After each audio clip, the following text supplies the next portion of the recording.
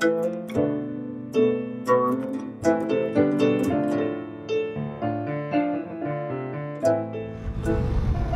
m'appelle Guissou, je suis afghane, j'ai 22 ans. Cela fait 1 an et demi que je vis à Montpellier, dans le sud de la France. Il y a quelques mois, je décide de m'intéresser au sort des femmes exilées.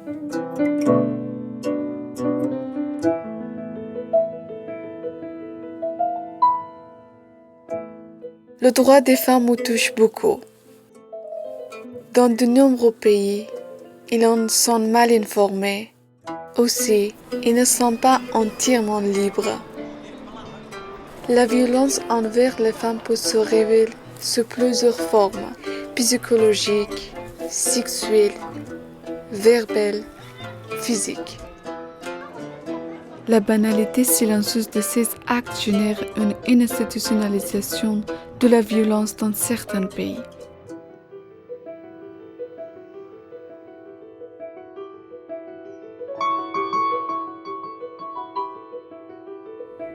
Je suis allée à la rencontre de femmes migrantes vivant ici, à Montpellier. Je me retrouve d'abord Joséphine. Joséphine est guinéenne. Elle a 25 ans. Elle vit avec 2 de ses 4 enfants à Montpellier.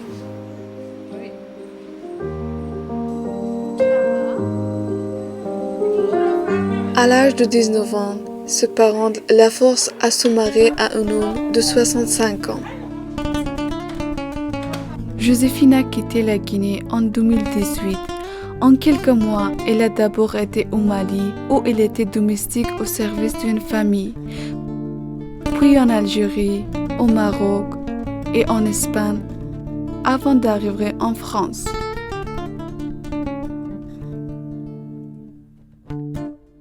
En fait, je ne voulais pas l'épouser, mais contre mon gré, mes parents m'ont forcé à l'épouser. Je l'ai épousé, il me menaçait, il me frappait. Ton mari? Oui, il me menaçait, il me frappait. C'est la raison pour laquelle j'ai pu me fuir pour la Guinée pour venir en France. Quand j'étais petite, en fait, on ne sortait pas. Tu n'avais pas le droit de sortir? Oui, on n'avait pas le droit de sortir pour jouer comme ça. Nous, les parents sont sévères. On est tout le temps à la maison. J'étais partie à l'école, mais à l'école, c'est à la maison.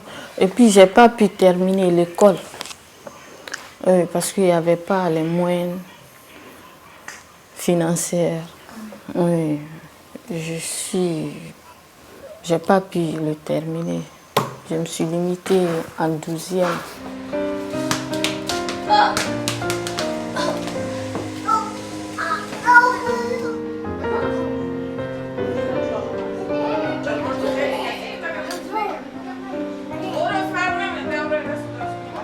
Là-bas aussi, je ne sortais pas parce que j'avais peur.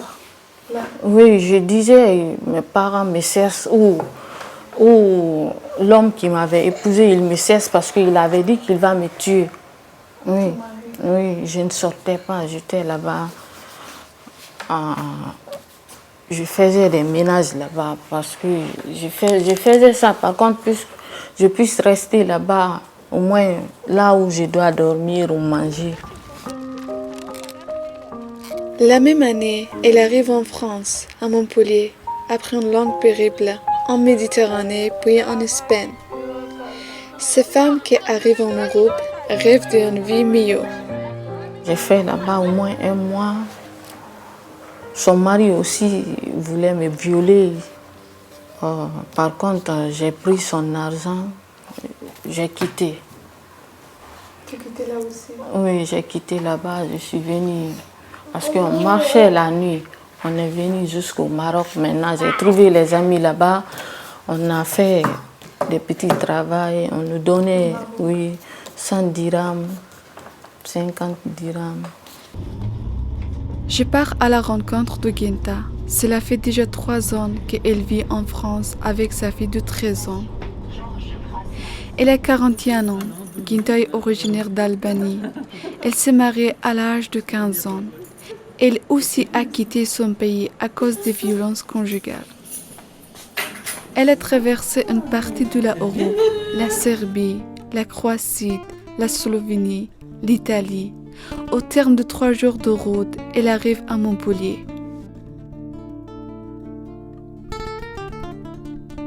Ton ex-mari, il est toujours...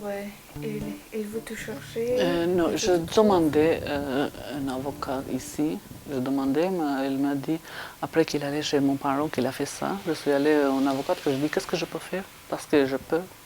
Et elle m'a dit qu'elle ne peut faire rien en fait, parce qu'il n'est pas venu ici, il n'a pas fait rien ici. Il peut faire rien ici. Hein. Il n'a pas fait quelque chose, et pour ça, tu ne peux pas faire rien. Elle fait quel type de violence? Psychologique, oui, oui.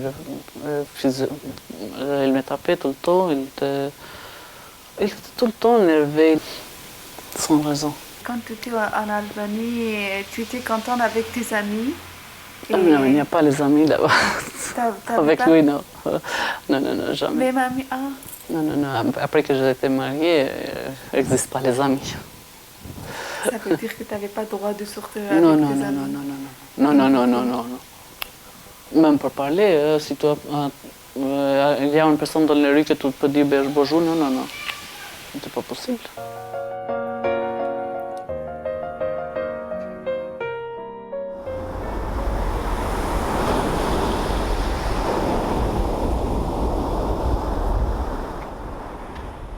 Je retrouve Joséphine sur une plage, près de Montpellier. C'est la première fois qu'elle revoit la mer depuis qu'elle est arrivée en France. Comme je suis là aujourd'hui, je vois la mer, je dis, je suis stressée, je pense à beaucoup de choses. Oui, on priait, on pleurait parce qu'il y avait des vagues. Les vagues qui nous montaient, descendaient, montaient. Ah oui. Oui, ça me stressait. Et tu étais avec ton ami comme... Oui, on était là-bas au Maroc avec des amis. Il y avait des amis inconnus. Parce qu'il y a beaucoup de personnes qui sont là-bas. Je pense à le jour que j'ai traversé. Oui. Et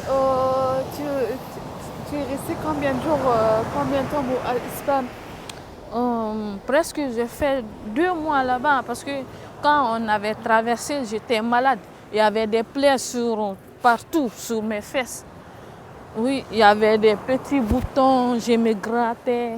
Tu sais, la mer, c'est pas bon pour le corps. Oui. Je suis restée là-bas 2 ou 3 mois comme ça.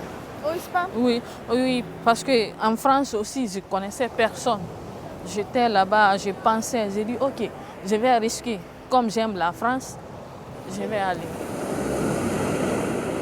Maintenant, je suis là, j'ai fait 2 ans, pas de travail, pas de papier, j'ai eu 2 bébés. Je me disais, si j'aurais une aide, même pas une aide financière, mais au moins le travail pour travailler, je peux m'aider moi-même. Parce que si je travaille, je peux faire tout ce que je veux. Oui. Tu vois un peu, je me disais, j'ai 2 bébés, j'ai 2 enfants, je dois préparer leur avenir. Attends, je vais m'enfuir. Quand tu étais en train de venir en France, pourquoi tu n'as pas pris tes enfants? Ben non, je ne pouvais pas prendre mes enfants. Parce que je me disais, quand je quitte en Guinée, là où je dois partir, il y a quoi là-bas? Je ne sais pas. Si mes enfants vont souffrir, meurent de faim, tomber malade, je ne sais pas. Je me disais, moi je peux tenir le coup parce que je suis grande. Mais les enfants, non. Si je vois la mer, ça me donne envie de pleurer parce que j'ai risqué ma vie en traversant la mer.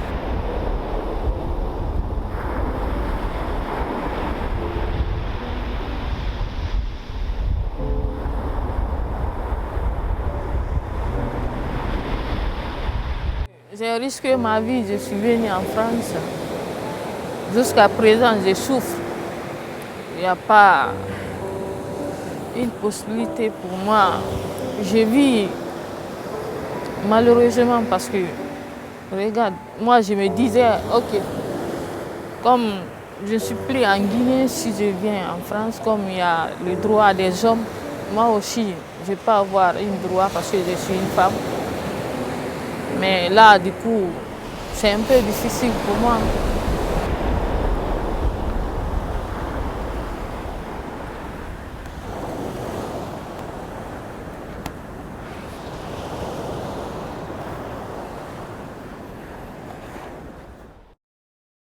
En France, des associations ont pour mission d'aider les personnes en difficulté. Par exemple, la CIMAD, c'est une association de solidarité et de soutien politique aux migrants, réfugiés, demandeurs d'asile et aux étrangers en situation irrégulière. Ok, opération mutilation, c'est l'excision. L'excision, oui.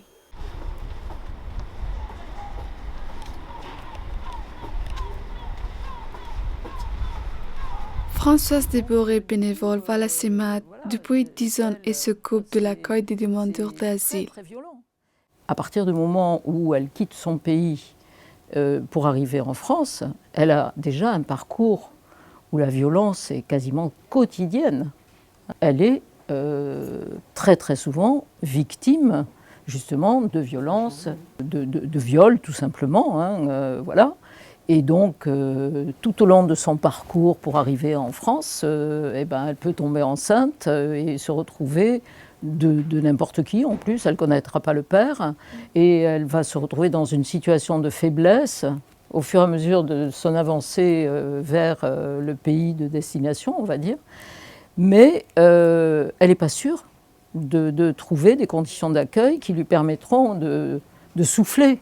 Les conditions de parcours d'exil sont encore plus difficiles quand on a des enfants petits. L'Albanie ne possède aucune législation spécifique contre la violence domestique. Selon un rapport de l'ONU de 2019, une femme sur deux en serait victime. Les femmes ont peur de parler, de dénoncer.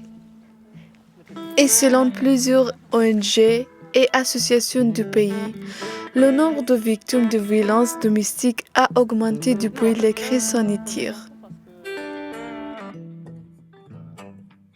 Quelle est la condition des femmes en Albanie? En fait, les femmes, je ne sais pas comment je peux t'expliquer ça. Pour les femmes là-bas, nul en fait. Elle peut travailler. Si elle est jolie, elle peut trouver un bon travail. En fait, pour les femmes, c'est difficile en Albanie. Si on est jolie, que le chef il aime ça, elle peut prendre cette poste, elle peut travailler différent. Il y a les textiles, il y a les fabriques, elle peut travailler, mais elle travaille toutes les journées pour 150 €. Quelle représentation des droits des femmes en France tu avais avant de venir en France? En fait, était une copine qui m'a dit que les femmes en France, la France elle protège les femmes. D'accord. Pour ça, je dis ok, pourquoi pas. Parce que c'est un de tes amis qui dit comme ça. Oui. Je n'ai pas parlé avec personne pour ça. Moi, cette amie qui est venue ici, elle a reçu les papiers parce qu'elle a les mêmes problèmes. D'accord. Je dis ok. Parce que la France, en fait, il y a plein de personnes qui disent que la France, même si tu ne prends pas les papiers, la France, elle ne te dit pas aller dans son pays et tout ça. Je dis ok, est possible. Il y a un petit possible pour rester ici, pour rester plus calme. Protéger à moi, à ma fille même, parce qu'il y a des problèmes pour elle aussi, pour rester là. D'accord.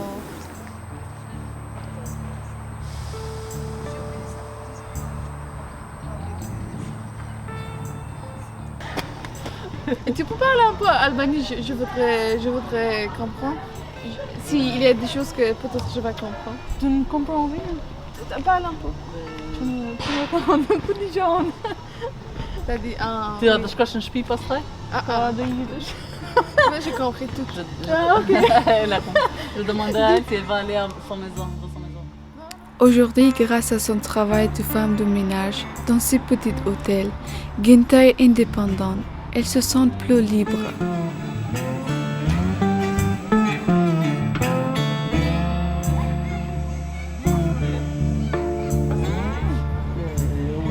C'est bien parce que tu travaillais. Non, j'aime bien, j'adore. Active. Oui. Non, j'adore en fait. J'adore mon travail, j'adore toutes les choses que je fais ici. Oui, oui. J'aime parce bien, que je tu suis es très très libre calme. ici. Oui. Oui.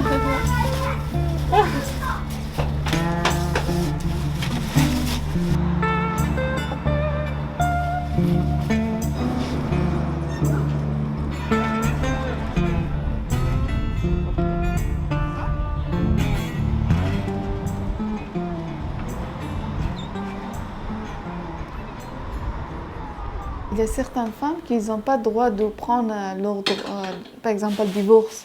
Certains jeunes, ils ont comme ça, ils disent que si son mari, il fait violence sur elle, ça c'est une chose normale parce que lui, comme on dit, ah non, il est ton mari, il t'aime beaucoup et c'est pas grave, les hommes ils sont comme ça, mais il y a des choses qu'il faut accepter, mais moi, je dis que ce n'est pas une chose normale. Pourquoi? Les femmes, elles sont aussi humaines. Elles ont droit de respect. Elles ont droit d'être libres. Maintenant, on vit en 2021. Et il y a des choses qui ont besoin pour changer, qu'il faut changer.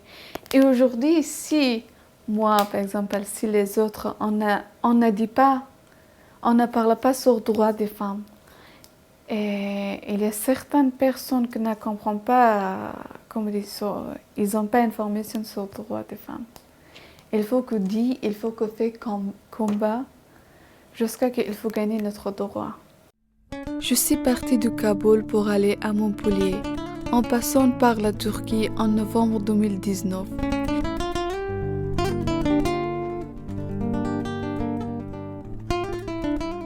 La situation pour les femmes dans mon pays est très compliquée. میخوایم که همه بفهمن که زنها توانایی هر کار را دارن. هر چیزی را که بخواین میتونن به دست بیارن. در صورتی که مبارزه کنن، به خاطر به دست آوردن حق خود مبارزه کنن.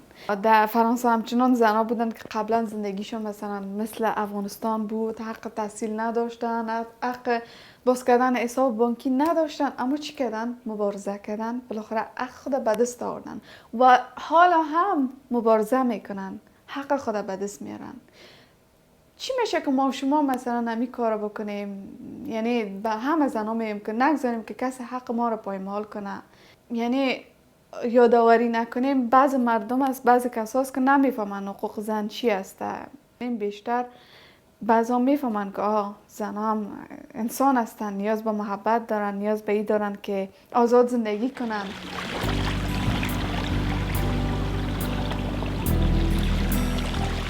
Quand j'étais en Afghanistan, comme dit, c'était un peu dur.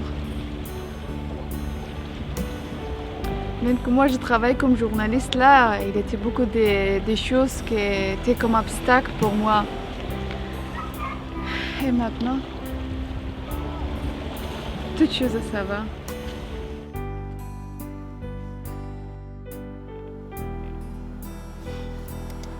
Là, ma classe était là. Ici. Non, ça, oui, ça. Ici c'était ma classe.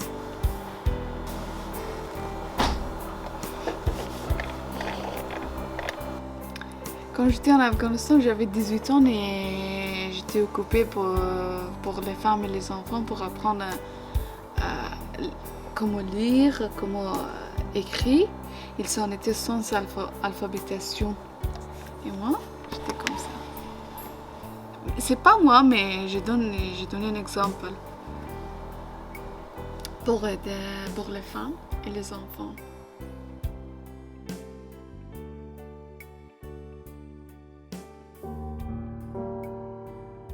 Chaque jour, dans la sphère publique comme privée, des millions de femmes et de jeunes filles sont victimes d'humiliation, de harcèlement, de viols, de féminicide, de traitements inhumains et dégradants perpétrés au nom de traditions ou de lois injustes. Je souhaite dire aux hommes qu'ils devront respecter les femmes. Ne pensez pas que les femmes sont impuissantes à cause de leur genre. Dans l'article 1er de la Déclaration des droits de l'homme de 1789, il est inscrit que tous les êtres humains naissent libres et égaux en dignité et en droit. Ces droits incluent celui de vivre à l'abri de la violence, de l'esclavage et de la discrimination. Nous sommes 3 femmes, 3 histoires, 3 continents. Nous sommes liés sans le savoir parce que nous avons de plus intime et de plus singulier. Nous refusons le sort que nous est réservé et nous avons décidé de nous battre. Nous sommes reliés par une même soif de liberté.